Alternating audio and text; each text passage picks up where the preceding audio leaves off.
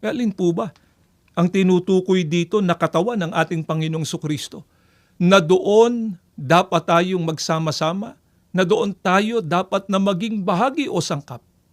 Pakinggan ninyo, dito po sa Kolosa, sa 1, ang talata po ay 18, ganito ang mababasa natin. Patuloy na pagtuturo ito ni Apostol Pablo, pakinggan ninyo. At siya ang ulo ng katawan sa makatwid bagay ng iglesia. Ang katawan po na pinangunguluhan ng ating Panginoong Sukristo ay walang iba kundi ang iglesia.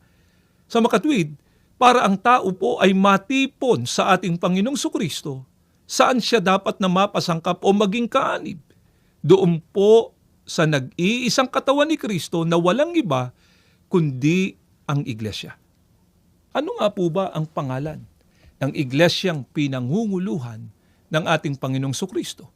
Dito po sa Roma, sa 16 at 16, ay ganito ang mababasa natin.